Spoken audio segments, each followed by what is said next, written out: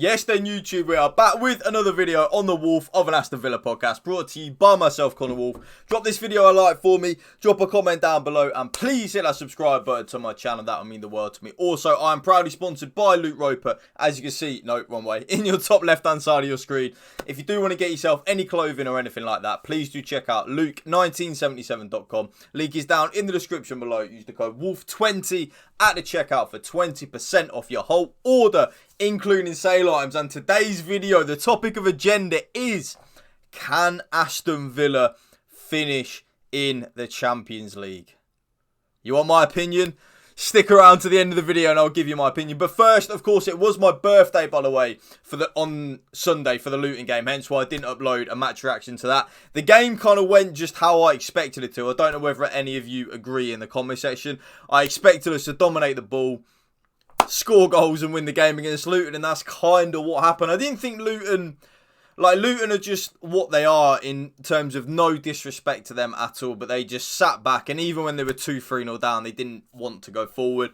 I'm not going to really moan about that because we've probably spent more money on our left back than Luton have on their whole team, right? So it's kind of just, it is what it is.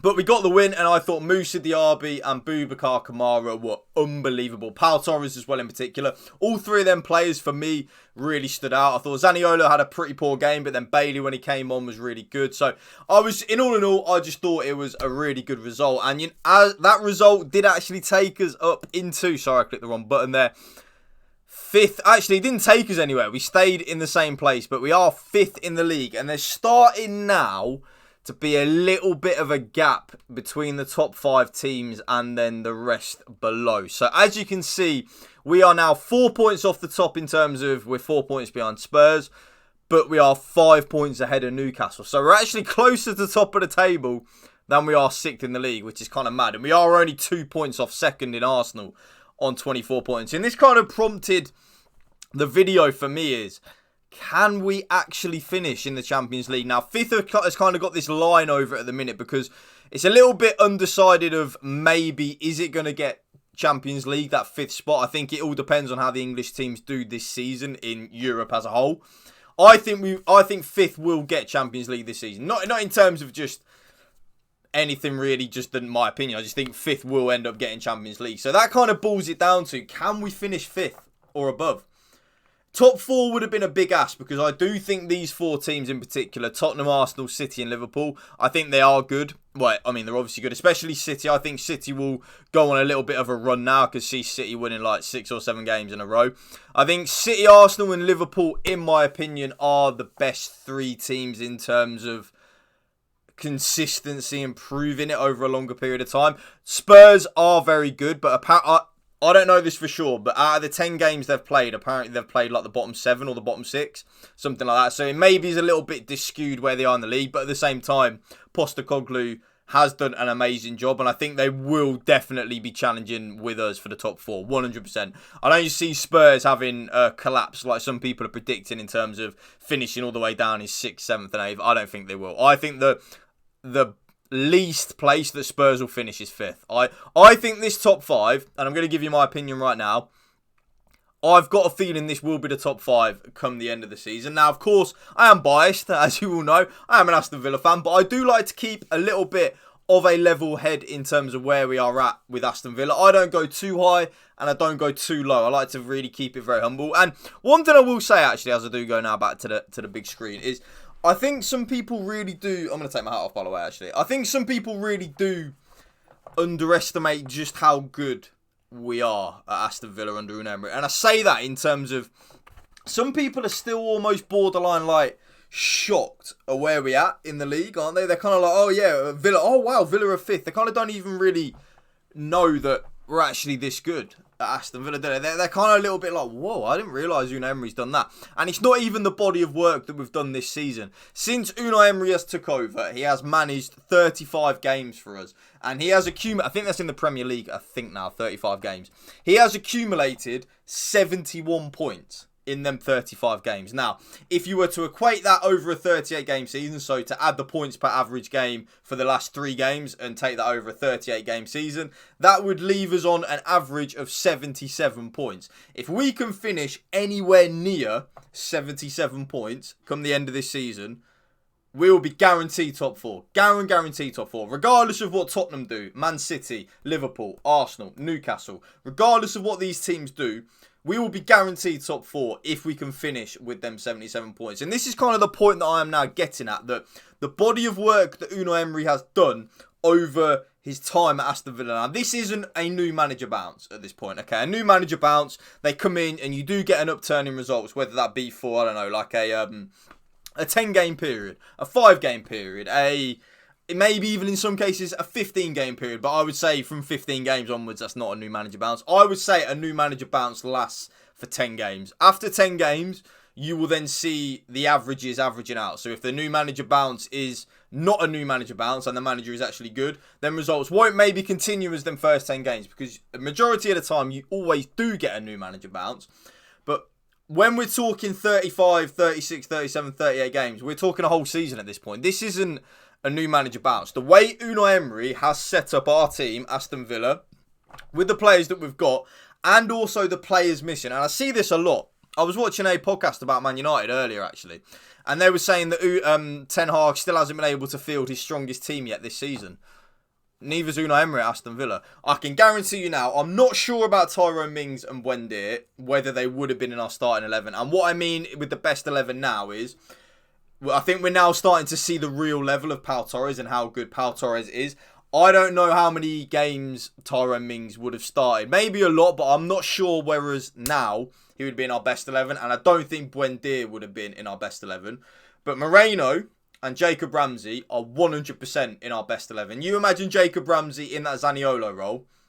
No offence to Zaniolo, because I do actually like him. Jacob Ramsey is a much better player than Zaniolo. And I don't want to slag off Digne, because Luca Dean's actually been quite good for us this season. But Moreno is better than Luca Dean, and he is. Although, Luca Dean has been really good for us this season, so I don't really want to slag him off. But I'm just talking about the body of work from when Moreno came in from January to May when he got injured. Moreno is better than Luca Dean, and he is. So, we are missing a key fundamental aspect of our left side. Even if you do want to include Tyrone Mings in that best 11, which I'm sure most of you will. Tyrone Mings left side is centre-back. Alex Moreno left back. Jacob Ramsey in that, what I would call like the Lamb role. So, the left number 10 role. That's our whole left-hand side been decapitated with injuries. Absolutely decimated with injuries. Buendia would have played, I still don't think he would have been in our best 11, like I said, but he would have played a lot of football for us this season. And I mean a lot of football.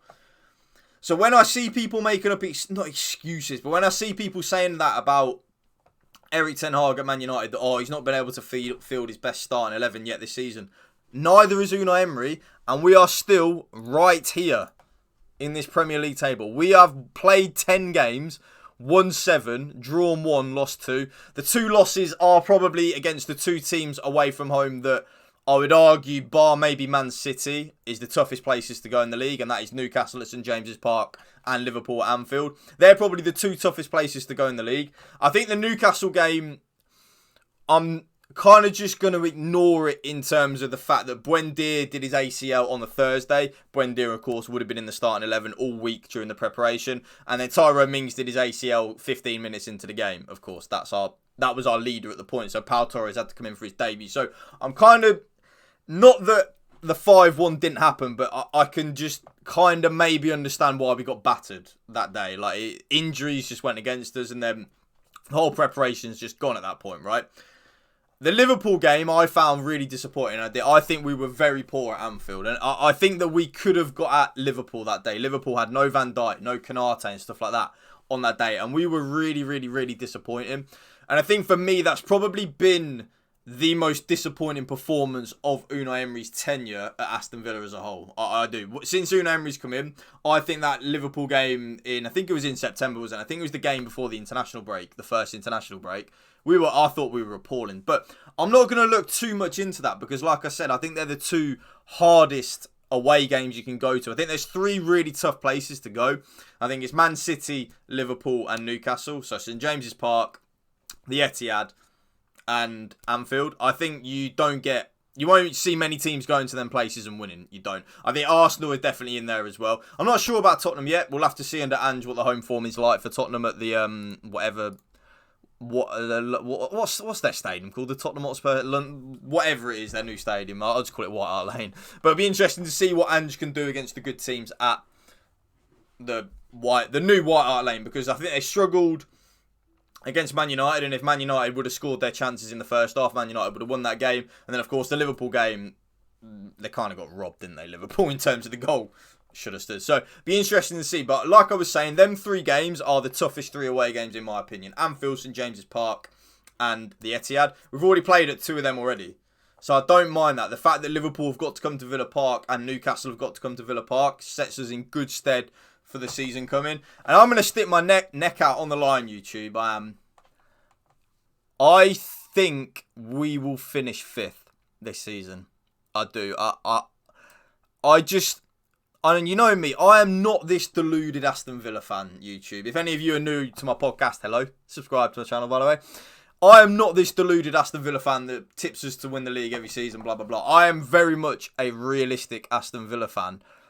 But what I'm seeing Unai Emery do with these players, and it's not a fluke at this point. The way Unai Emery has set this team up with the addition of Moussa Diaby, the addition of Pau Torres, we are just a very, very good football team. There's no fluke about it. There's no, Martinez is keeping us in games every week. Ollie Watkins is scoring goals every week. I mean, Ollie Watkins didn't score for the first 6 Premier League games, did he? So, we are just a very well-oiled machine. I was actually thinking about this the other day, right?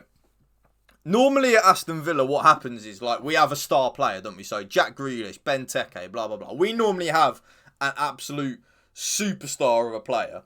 But I think with the way that Unai Emery's system works and the fact that we have Unai Emery as a manager, I don't really see us having a star player as such. I just think we are a very good, well-coached, well-drilled team. I think the team is the big ethos in this. I think we are so well-drilled, so well-coached that everyone knows what they're doing. Everyone does, whether it be Luca Dean at left-back, Matty Cash at right-back, Konsa at centre-back, Diaby in that second striker role, Watkins leading the line, McGinn playing on the left number 10 role or the right number 10 role, Louise and Kamara, Tielemans. They all kind of just know their role and we just function really well as a team. And that is the biggest confidence and the biggest compliment I can give to Unai Emery. And that for me is the reason why I do think we will finish in the top 5. Bar an injury to like a Watkins, although because we've had so many injuries already this season, touch wood, I should hope that our injuries are pretty much done now, right? I don't see what could stop us. Maybe the Conference League later on in the season, you know, when we touch wood do get to the latter parts of the Conference League, maybe at that point that could be a bit of a distraction. But Unai Emery has said from game number 1 or from day 1 of pre-season this season that his number 1 priority is the Premier League. So I don't see Unai Emery prioritising the Conference League, especially if we're in that top 5 race. Because I think if you were to ask Unai Emery, and that's a good point. Actually, let me know in the comment section down below, YouTube. Would you rather finish in the top 4? So not even top 5, top 4. So you guarantee Champions League. The 5th spot's a little bit up for grabs kind of thing. It might be Champions League, it might not. Would you rather guarantee your place in the top 4 and get Champions League, or win the Conference League this season? Which one would you rather? Oh, that's tough, isn't it? I've got a feeling if you were to ask Unai Emery, I think he'd take top 4. He said not constantly, but he said over the last few weeks he wants to get Aston Villa into that highest level. That highest level obviously means the Champions League. I think if you were to ask Unai Emery what would you rather, I think he would take the Champions League. And I was adamant that I would much rather win a trophy. I was honestly absolutely adamant about it. But the more and more I think about it, I think I'll take top 4. Sorry, I think I would. I think I'd take Champions League. Yeah, I think I would. Oh, but I do want to win something. Oh, that's tough. Let me know in the comment section down below anyway. But that's my opinion. And that's why I think we can. I think we will finish top 5 this season. This could, of course, come back to haunt me.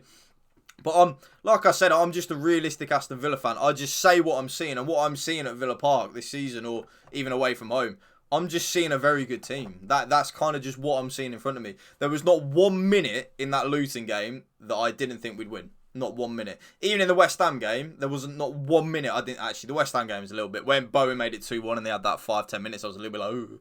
But There wasn't 1 minute where I go into every game now with Unai Emery as our manager, and I'm almost not like, I'm like, yeah, we can win. Under Gerrard, it was absolutely no. West Ham at home, we lost 1-0 to a Fornals deflection, and just, I'm now going into these games thinking we can win. We can win. We can do it. You know, there's no reason why we can't do it. We are looking at a very good footballing team now, and we are. It's as simple as that. So let me know, YouTube. That is going to be the end of the video. Let me know in the comment section down below. Do you think we can make the Champions League? Also, what would you rather, top 4 or Conference League? Drop a like on today's video for me. Drop a comment down below. And please hit that subscribe button to my channel. It helps out the channel a lot. Thank you for watching. Remember, spread the love and positivity. PMA, positive man, latitude. Peace out. One love. Up the Villa.